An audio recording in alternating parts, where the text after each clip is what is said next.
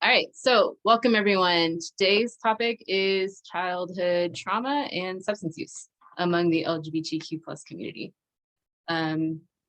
So just to give you an idea of what we'll be talking about today is an overview again for the center and the Elevate Youth Program. I'm going to be doing an activity afterwards, which I will be asking for engagement in the chat box. So I'll be asking a question and I'm going to ask you all to basically answer like based on your own judgment or just guesses. We'll be talking about adverse childhood experiences. Some of you might have heard this already, ACEs. We'll be going more in depth in those. Any risk factors for LGBTQ youth and coping skills or coping with trauma and substance use. We'll talk about treatment considerations for LGBTQ youth and youth struggling with substance use. We'll talk about how schools can help and also some community resources. So we'll jump in. So the LGBTQ Center, if you haven't already heard about us, we've been around for a while, for 51 years to be exact. And our mission is to advocate on behalf of Orange County LGBTQ and questioning community and provide services that ensure its well-being and positive identity. So some of our services include, well, we have a pretty large youth department, which includes a lot of just, thank you, Jocelyn, for dropping that. Yes, definitely follow our Instagram. We have a lot of different youth programs or youth groups that we offer. So like social educational, where we have different age ranges. So we have anywhere from 10 to 12, which is our in-betweeners group. We have just in general, oh my gosh, hold on, let me get my train of thought here.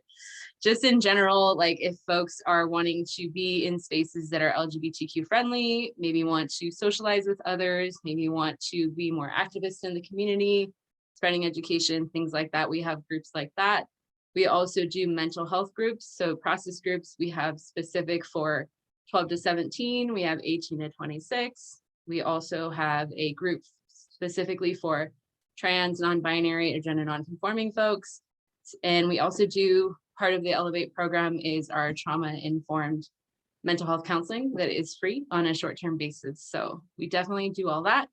We also have our mental health and emotional wellness program. This is on a sliding scale. We offer LGBTQ affirming and inclusive therapy. This is separate from the therapy that we offer through the Elevate program. We also have a trans health and wellness program.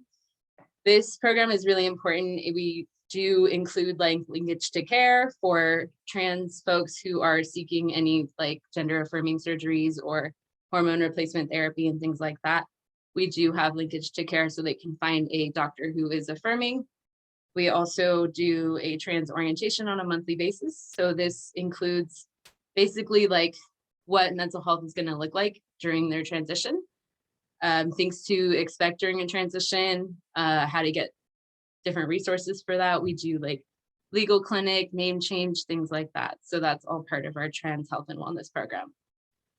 We also offer HIV prevention and awareness. So we do testing on a daily basis. It is on an appointment basis, but also we do some walk-in, and that is a free service as well. Our immigration department does a lot of different community outreach. We do ESL classes, we do financial literacy, all of those kinds of things that are included in the immigration services as well. We do tobacco cessation. A lot of youth can get involved in our tobacco cessation program as well to kind of educate the community on the impact of tobacco and substance use in the community. We're always doing advocacy and education. This is part of that. And of course, we always have volunteer opportunities available. So with our Elevate Youth program, which is what this whole program is being put on, is our goal is to reframe substance use as a public health issue. So we want to combat the detrimental impacts of the war on drugs towards BIPOC, Black, Indigenous people of color, LGBTQ plus youth and young adults. And through this, we are doing things like educating the community. We are providing in lieu of, so our main goal is to implement policy change in at least 3 different schools in Orange County, where instead of going the suspension or expulsion route. If somebody is caught using a substance, we want them to go more towards trauma-informed counseling to really address the root of the substance use. And we also do raising awareness through social media campaigns, activities, and different events. So our goal is to hopefully reduce that school to prison pipeline effect. All right, so is everyone ready for this activity? So I'm just gonna throw up a question, and in the chat, I want you to make your best guess on what the answer to this is. So we'll start off with the first. So what percentage of LGBT, so just lesbian, gay, and bisexual folks 18 and older have a substance use disorder? So what do you all think is the percentage here?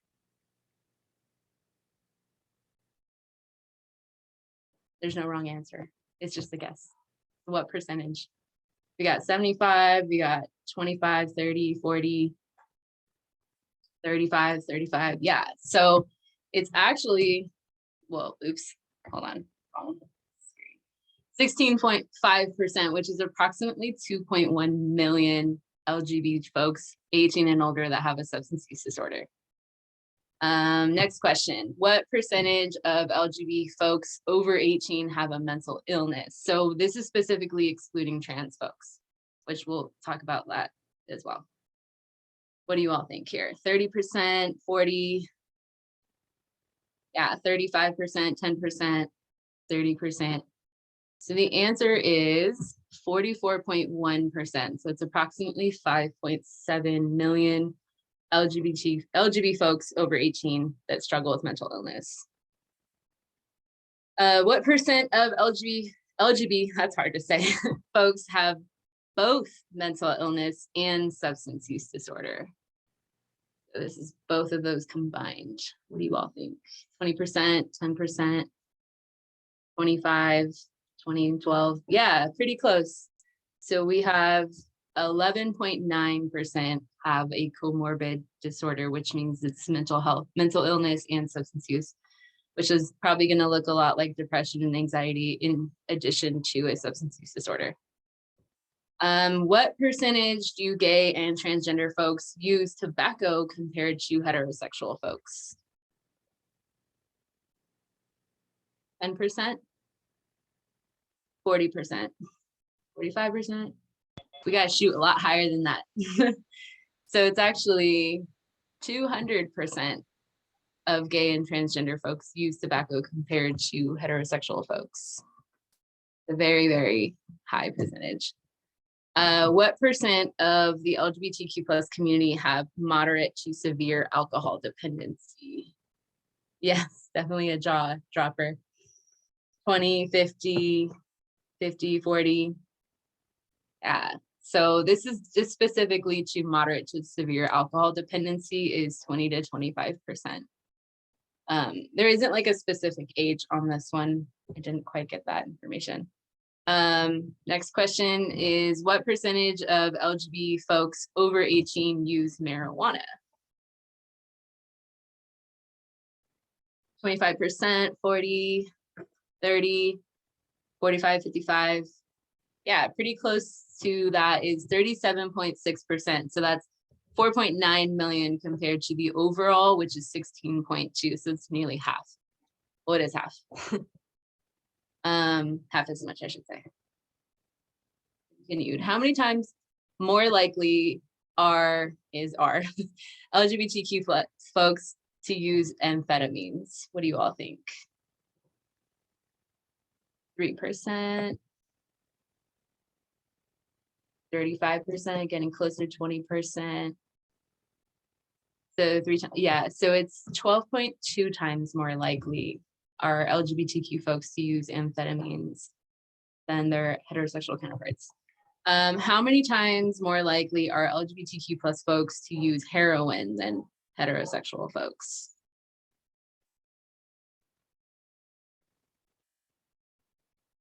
8 times, 10 times. Actually, yeah, y'all are pretty close here.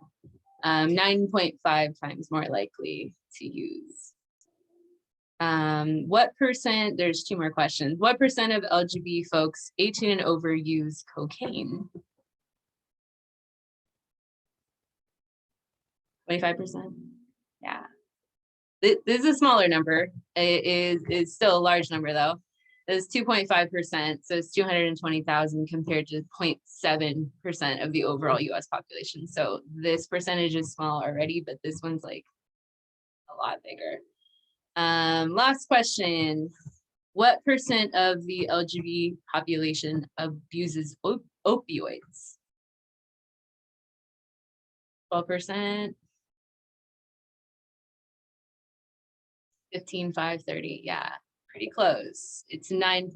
So that's 1.2 million folks in the LGBT population. All right, thank you all so much. That was just kind of like a teaser to give you some of the stats that you'll see later in this presentation. But let's jump into what we really want to know about is trauma. So this is a definition from SAMHSA. So trauma is an emotional response to an abnormal or terrible event. It occurs as a result of violence, abuse, neglect, loss, war, and other emotionally harmful experiences. Trauma has no boundaries with regard to age, gender, socioeconomic status, race, ethnicity, geography, or sexual orientation.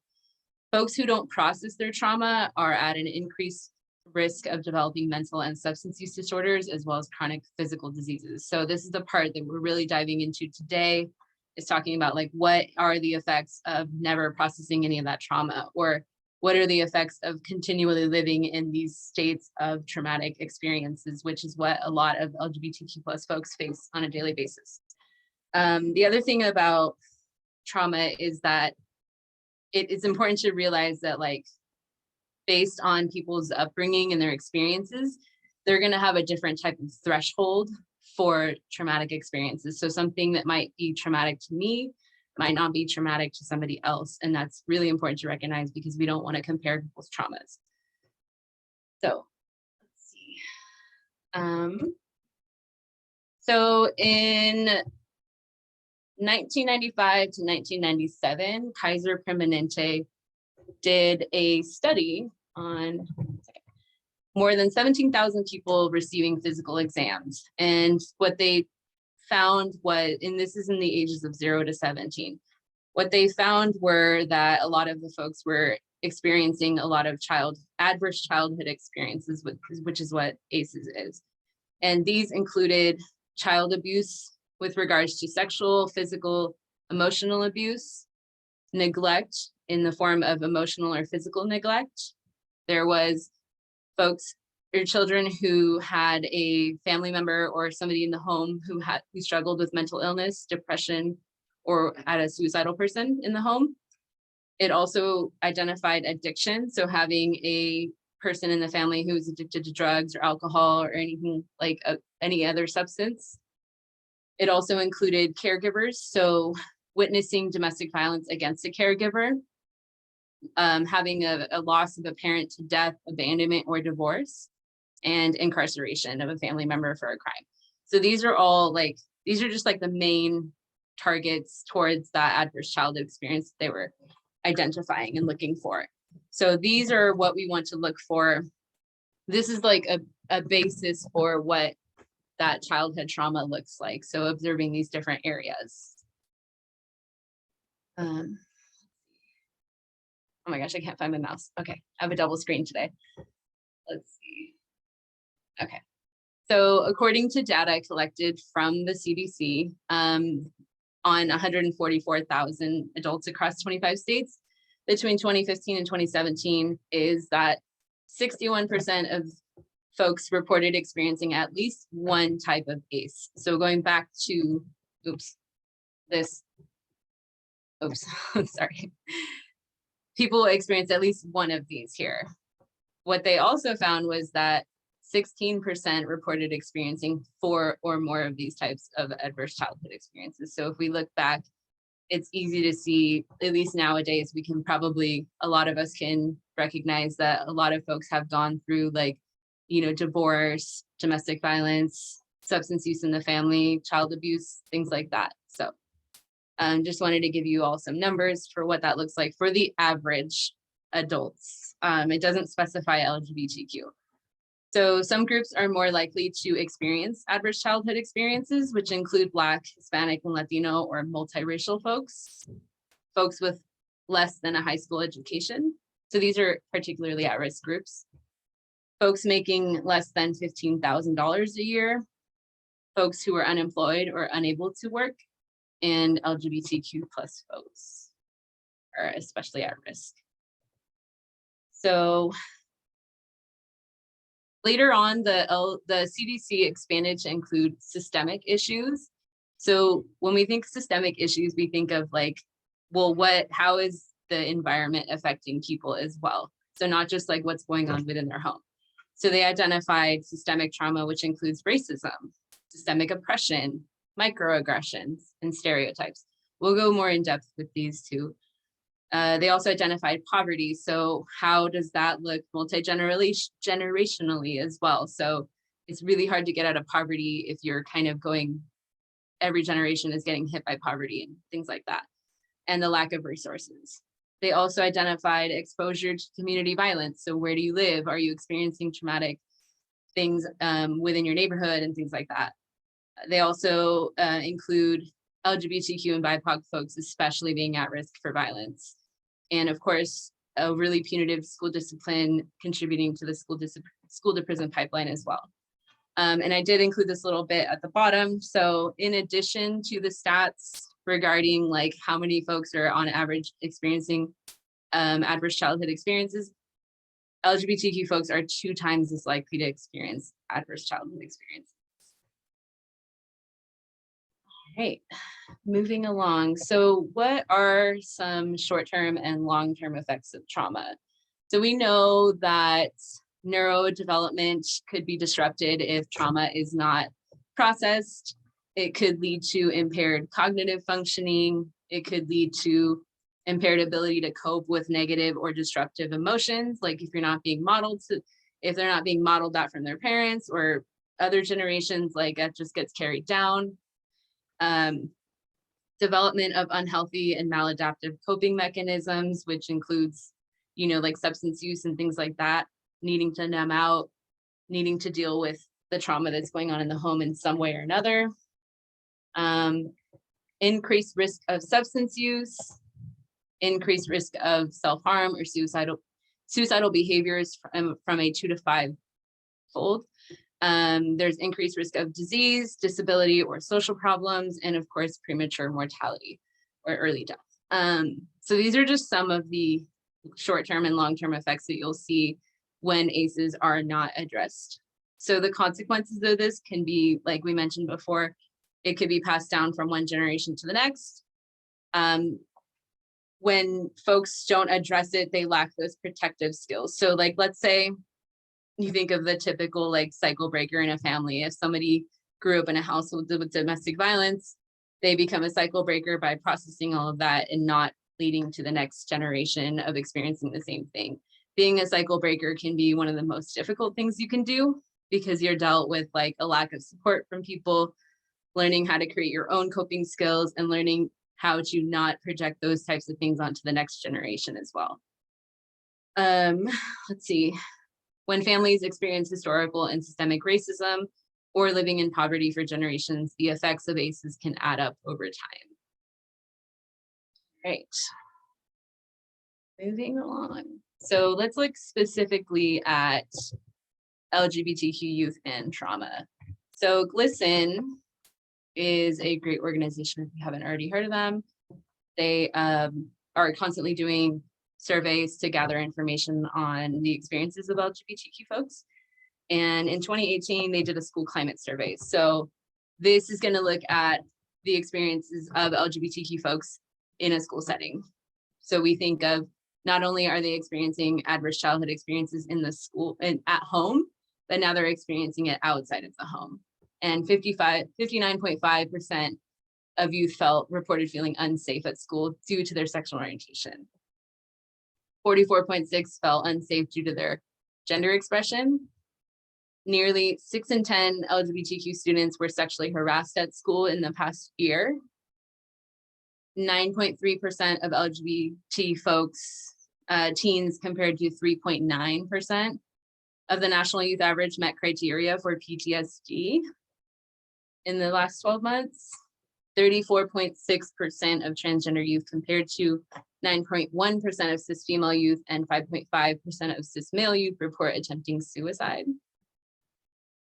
And among LGBT youth, 23.4 compared to 6.4% of heterosexual youth report attempting suicide in the past 12 months. We can see like the large impact of trauma on this community as well.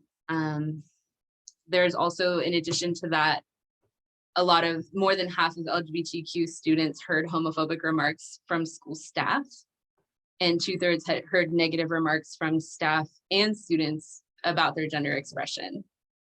So, you know, when it's supposed to be like a space of it's really difficult when, you know, youth are at school and they're experiencing it from their peers, but in addition to like having that, in addition to that, having their teachers saying things like that, it makes for a really hostile environment. Let's see what else is on here. I'm gonna keep going because okay. So I wanted to bring this part to your attention too. So I call it the double stigma because not only are they dealing with their intersectional identities of the LGBTQ plus gender spectrum, but they're also dealing with factors regarding their race. So LGBTQ youth of color are at a greater risk of experiencing multiple forms of victimization than their white LGBTQ peers. If you look here in this graphic here, the lighter colored is students who experienced any bullying, harassment, or assault based on their sexual orientation. So the lighter color is based on sexual orientation. So you see here Native American, like Indian and Alaska Natives reported 82%. The orange one is experiencing bullying, harassment, and assault based on gender expression.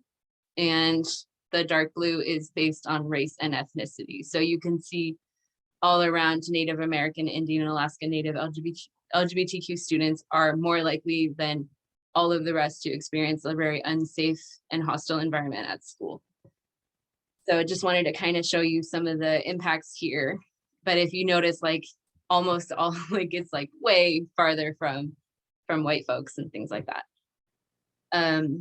Having an intersectional approach is necessary to address homophobia, transphobia, and racism, as we can see how it's all intersecting here. So recognizing that everyone is going to be impacted differently by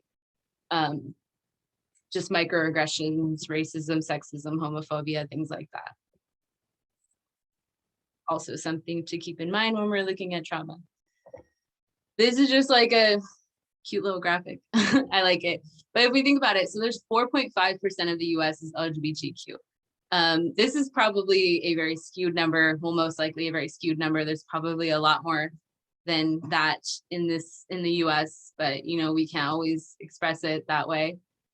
It says 1/3 of them experience mental illness, more, so that's 60% more than heterosexuals. They are 2 to 3 times more likely to have long-term psychological or emotional problems.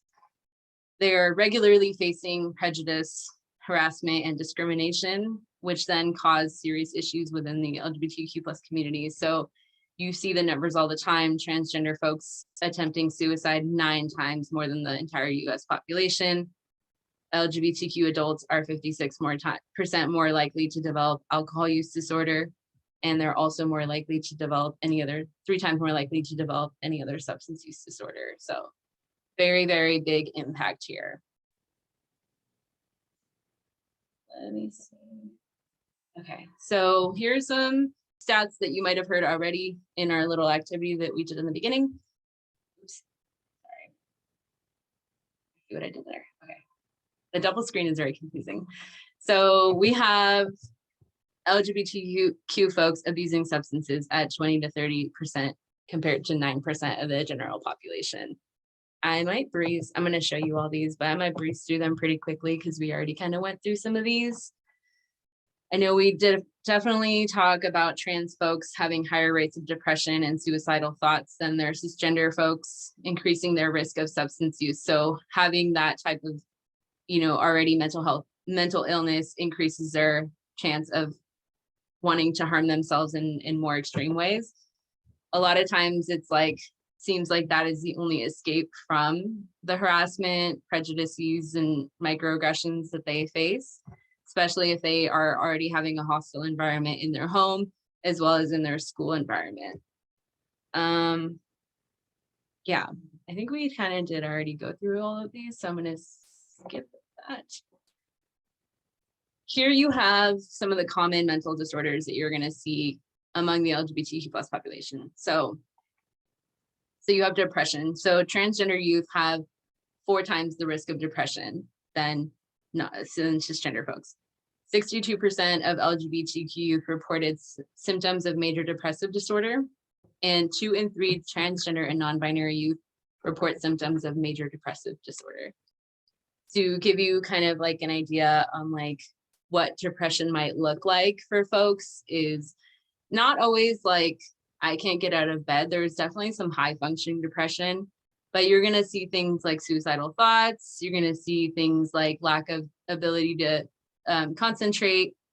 Actually, I feel like I'm not going to go too in depth because I'll run out of time, but you see the stats of transgender and LGBTQ folks just having higher rates of depression. Then you have anxiety. So 72% of LGBTQ youth reported symptoms of generalized anxiety disorder. And that was 3 in 4 trans and non-binary youth report symptoms of generalized anxiety disorder. That's a lot, 3 in 4. Then you have PTSD, as we talked about earlier. The rates are much, much higher for LGBT teens at 9.3% versus 3.9% of the general population. The estimated prevalence of PTSD tends to be higher among LGBTQ individuals, with rates ranging from 1.3 to 47.6%, and 42% among transgender and gender diverse individuals. Then you have eating disorders. Eating disorders is also very prevalent. Compared to cisgender folks, is 42% of men who identify as gay, lesbian, and bisexuals, identify as gay, and then lesbian and bisexual females are 2 times as likely to struggle with binge eating disorders. Definitely a lot of stigma, even within the community, I would say, that contribute to this. And also with eating disorders, if you think about it, a lot of times it is needing a sense of control. And if you can't control your entire environment, something that tends to happen is like an eating disorder, which is something that you actually can't control. Then, of course, you have substance use disorders, which we have already kind of gone into these stats for that. And of course, suicidal thoughts. So if you don't already know this, suicide is the 2nd leading cause of death among people ages 10 to 24. And in a national study, 40% of transgender adults report having made a suicide attempt. And LGBT youth seriously contemplate suicide at almost 3 times the rate of heterosexual youth. So numbers are really, really high, and it's very alarming. So the next slide I want to show you is just a short film. It's about 5 minutes long, and it is talking about like healthcare, but I do feel like it is transferable and relevant to all spaces. So it's going to touch on the impact of substance use in the community, and then seeking care for that substance use and the barriers to that care, and the importance of creating safe and affirming spaces when interacting with the LGBTQ community. So let me, I don't know if I shared my sound.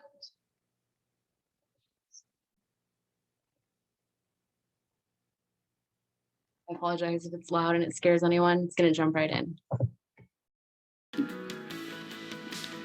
The current best explanation for these increased rates of substance use and substance use disorder in LGBTQ population include the same risk factors that are associated with the general population, plus additional risk factors due to minority stress, prevalence of use in the community, and social isolation. Risks for all populations include biological factors, environmental factors, and factors related to the substance itself, such as ease of availability, route of administration, cost, and effect on the brain. Minority stress originates from the external stresses of experienced bias or discrimination in school, at work, by law enforcement, in medical facilities, and in churches, and at home or in housing. Minority stress, if prolonged and severe, leads to disruption in general psychological processes, as well as to internal stigmatization. These disruptions of general psychological processes include harmful coping mechanisms, decreased emotional regulation, poorer interpersonal function, and worsening cognitive function. It may be easy for you to see how any of these might lead to substance use. Other consequences of minority stress are related to the internal stigma related to the stressors, including the desire to conceal one's identity, the expectation of rejection, and internalized homophobia or transphobia, which is the false belief that lies, myths, and stereotypes taught to everyone in a heteronormative and cisnormative society are true. And these lead to higher incidence of anxiety and depression, emotional disorders, and substance use disorder. Not to mention increased marginalized work such as sex work, drug trade, higher rates of sexually transmitted infections, including HIV, lower levels of self-care, and higher rates of suicide. In one study, as many as 41% of transgender people have attempted suicide, 45% in transgender people of color. When LGBTQ individuals seek care, which is often delayed due to previous experiences of discrimination, they experience barriers to treatment, including limited availability of programs able to address culturally specific LGBTQ issues, social isolation and treatment, possibly leading to targeting by staff and patients, heteronormative side discussions, which exclude LGBT patients, and lack of identification, leading to resistance to treatment by the patient. The goal in all our communities is to encourage resiliency, which for the LGBTQ community is tied to affirming medical and psychological services. This leads to less psychological comorbidity, less dysphoria, and improved quality of life. We, as providers, can encourage resilience through the provision of evidence-based care services and through culturally competent care to our LGBTQ community. In the field of substance use disorder, there is great evidence for cognitive behavioral therapy, trauma-informed therapy, motivational enhancement techniques, and contingency management. For the transgender community member who wants to medically or surgically transition, we can use this fact as a motivation enhancer, since many medical providers will not offer these services to people unstable in their substance use disorder, as it reduces their ability to comply with the treatment.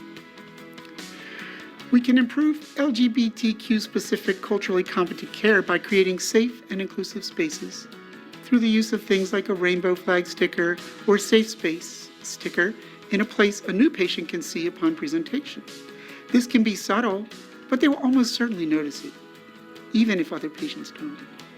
Providers' use of correct language, like asking the pronouns the person uses or introducing yourself with the pronouns, much like I did in my introduction. Also, ask about the patient's partner instead of husband, boyfriend, or wife, girlfriend. Next, it's important to communicate inclusivity through the use of forms that allow for variation in gender identity and sexuality.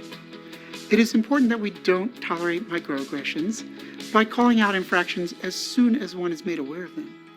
Remember, it's crucial that we maintain confidentiality, as gay and transgender persons are victims of violence at much higher rates than the general population. And an inclusive staff best functions with an identified advocate on staff, or better yet, an employee who is out and open. All right. I really like this approach because it really puts into perspective a lot of what we've been talking about and how it all intersects. So we've talked about, like adverse childhood experiences within the home. We've talked about how LGBTQ folks are faced with the same types of traumatic experiences within the school setting, but in addition to that, in the healthcare setting and mental health services as well. It's quite alarming how often I go to or hear from mental health agencies who are not LGBTQ affirming and the damage that causes. I like that she brought up the side conversations that happen amongst healthcare workers, or just, it could be like staff at school or any people, any type of setting, those types of side conversations that are very LGBTQ, like not okay, or like very offensive and microaggressions and things like that. So let's look, oops.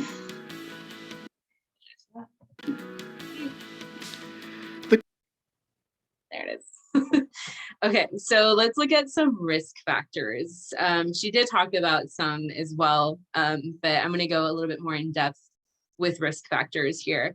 So there's a growing body of evidence showing that LGBTQ youth suffer from potentially traumatic events at significantly higher rates than their straight and cisgender peers.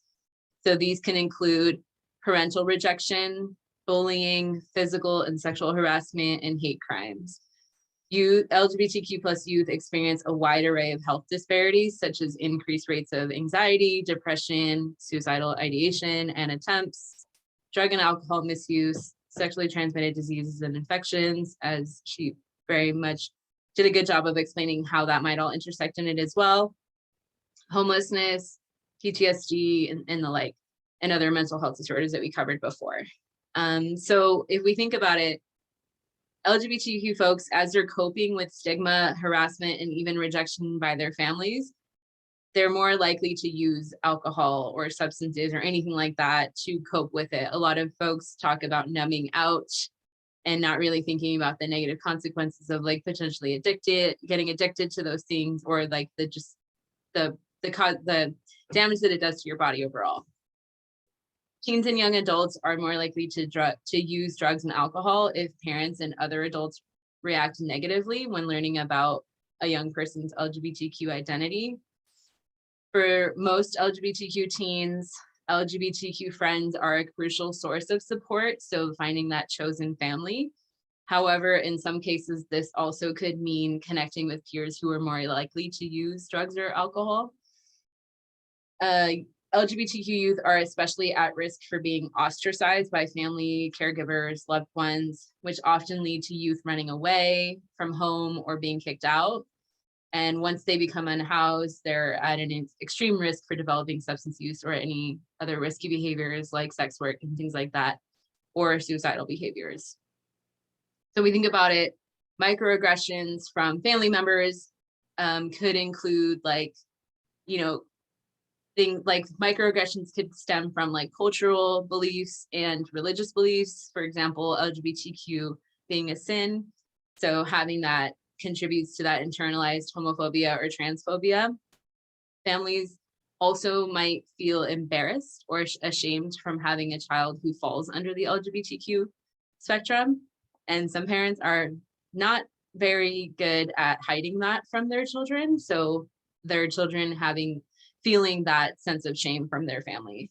And of course, lack of resources and safe spaces that are accessible and affordable, as she talked about too there.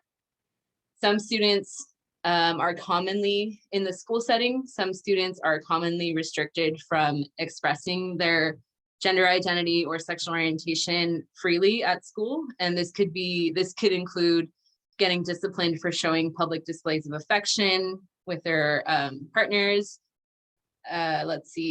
They might be prevented from discussing or writing about LGBTQ topics in their school assignments. They could be restricted from wearing clothing or items that are gender affirming.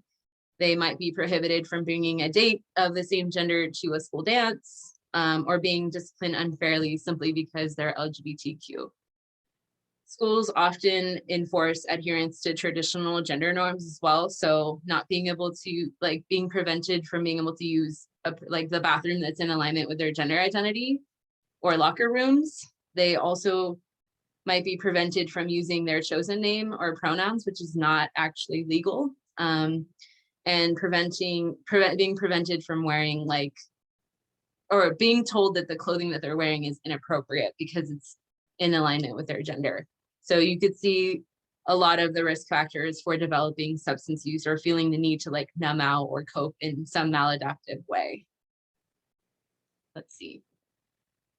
So some treatment considerations for LGBTQ youth and substance use. In the video, we saw a couple of those, but trauma-informed care. So this is much of what we're talking about here, is really seeing the LGBTQ youth from where they're coming from. This could include all the different intersections of their race, ethnicity, socioeconomic status, privilege, things like that, where their background is coming from, really identifying all those different factors. Or cognitive behavioral therapy, which is one of the presentations we'll be going over, is really helpful for addressing just just treatment in general, because it's really trying to reverse or like reframe some of those negative thinking patterns, yes, that have developed as a form of like, protection and things like that. So cognitive behavioral therapy is really working on those thoughts, feelings, and behaviors, and how to reframe all that. Support groups are very important for youth, LGBTQ youth, because it gives them that sense of validation and community and feeling like they're not alone in their struggles. Motivational interviewing is a wonderful tactic or a treatment style that people use with substance use disorder. So really recognizing like where they are in their motivation to stop substance use, if that's even something that they thought about. They identify barriers and things like that. And it's really just kind of meeting the client where they're at and moving forward with that. There's also, of course, residential treatment facilities, detox programs, and really just having that restorative justice approach, especially like in a school system. So not penalizing people for using substances, but really asking them like, well, what is the cause of using that substance, and meeting the client where they're at, or meeting the student where they're at. So trauma-informed therapists, for any of you therapists who are here today, really, really making an effort to use affirming language. So in the video, we heard about using partner, but you can use things like caregiver instead of using mom and dad. You can use words like folks or all, you all, and things like that, or partner and stuff like that. So really making an effort to use affirming and inclusive language. She talked about using or like having like a rainbow sticker. This goes for like classrooms as well. Having a rainbow sticker or a flag or something of the like, no matter how small, I guarantee it. I always find them. I'm always looking for them. It just really tells you that this is a safe place or a safe person to talk to if I'm being harassed or, like not, or being bullied or anything like that. You want to communicate inclusivity in any way, like I mentioned with your language. As a therapist, you should definitely process that countertransference to avoid any microaggressions. Sometimes you'd be surprised how easy it is to express a microaggression and how easily that will shut a LGBTQ plus person off in a session. And you also want to address relations to like really asking your client, like, have you experienced internalized or externalized homophobia or homophobia and transphobia in the community, and like whether or like how substance use might play a role in all of this. So really recognizing it's coming from that trauma-informed approach, like how has this impacted your life as well. So definitely therapists need to do a really good job of creating those safe spaces for their clients. Let me see if there's anything else here. This translates to teachers as well. You want to create those affirming spaces that are like lack of let me start over. You want to create those affirming spaces where a youth isn't going to feel that judgment. They're not going to feel ridiculed, or they're not going to feel like, they can't come to you for a question. You don't want to create those you want to create like a safe space. You want to ask them, so in a trauma-informed approach, you want to ask them like, what happened to you versus why are you acting like this? So really keeping that in mind, what happened to you versus why are you doing this? It's really important to ask a youth how their relationship with their family has been impacting them since coming out or not coming out, and any effects of substance use in that regard as well. And let's see. Yeah, so that's kind of like treatment considerations that you want to think about when working with LGBTQ plus folks. So what can schools do to help? We talked about some of these, but having a GSA, it's a Gender Sexuality Alliance Club. There's a lot of different names. There's sometimes Queer Straight Alliance, things like that. But having these spaces on campus are significant. Like having that space on campus where a LGBTQ youth can go to be around other youth can be really important, especially if they are staying in or if they go to a school where there's a lot of homophobia. So having those spaces, even if it's like once a month, it's still creating that space. There can be some pushback from parents as well with creating these spaces, but it's worth the fight for it to make those spaces available for them.